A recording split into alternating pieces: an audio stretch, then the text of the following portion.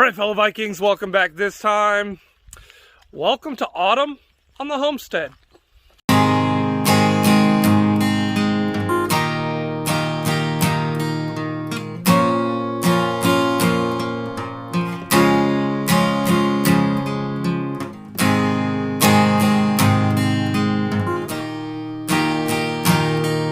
Okay, so I know I said that I was going to do a video before I left, but in that high stress situation and everything, I found it more important that I just get out there, get in the car and go. So I didn't make that video. So that's what I'm going to do right now. And then the next video will probably be something about autumn on the homestead, even though I'd call this one out, whatever, dude. But yeah, let me go show you the cool thing that I built over there. All right. So that right there, it's a automatic feed shed thing. It's pretty cool. At least I think it's cool. You just stack the bales inside there, stack them over there and over there and over there. You could fit 3 along the front of it, and then if you do it double road, it'll cover up the front and the back. Right? It's made out of completely reclaimed materials. That black tarp thing that's going on right there, that's a shower curtain, a ripped up shower curtain that we were using when we first moved here to shield our modesty from the neighbors as we showered. But yeah, like pretty simple, pretty easy. It's literally just pallets stacked on each other and tapped together. Yeah, I had a lot of help with that one. So how do I put this? I can't say names, but certain people helped me a big bunch by lifting those all in place and then nailing them. I was able to put in some screws and stuff because, I mean, almost anyone can put in a screw. Just go, so I was able to do that. But yeah, this was knocked out in a total of 3 days. And when I say 3 days, I mean 3 days with a couple hours here, a couple hours there. The foundation is made out of rocks. Actually, a woman, so women out there, don't think that chicks can't do this, because a woman carried every single stone, or pretty darn close to every single stone, off the hill down for the foundation. So, I mean, chicks can dig it too, yeah. But yeah, simple project, and it works pretty well. Actually, I am finding that there is a problem. One pretty like ish, not really contentious, but they like to crawl inside of it, like eat their way into the hole, like eat their way into it. Yeah. They eat their way into it, and then they go to sleep in there because it's warm with the hay. But then they don't eat the hay because, hey, I'm in here, this is my bed now, And they get mad at each other for eating the hay. You know what? I'm going to go over there and see if there's, like, a goat in there. Because I think Gwen, it's morning, so Gwen should probably be in there right now. Because he normally is. Everyone else is out. I don't see him, so let's go see if Gwen's inside. So I'm walking up next to the pond that's over here. It's not much of a pond. That's got a good story. I'll tell a story about that probably in one of the next videos. Which I don't know if I'm allowed to tell or not, but I'm gonna.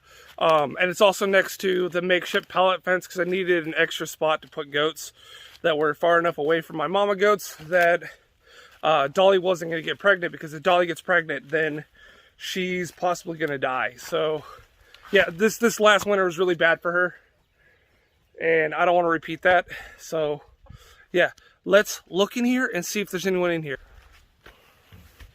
Yeah, I just literally flipped around the camera. I don't know if that looked weird or not. There he is. What are you doing in here, dude? We talked about this. See, he literally ate his way in. Hey, Gwen. What are you doing? Is this like your personal little abode? You gonna eat the food, chill on the hay? What's really crazy is he could totally get out of here. Like, that's just a freaking shower curtain on the sides. Right, down right there, not as much because of the boards, but on this side, definitely. Like, hold on. Look.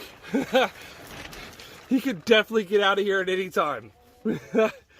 but I guess because the dark color and he can't see through it, he doesn't think he can. Yeah. So my job daily is to come in here and push him out and be like, dude, this is not your home.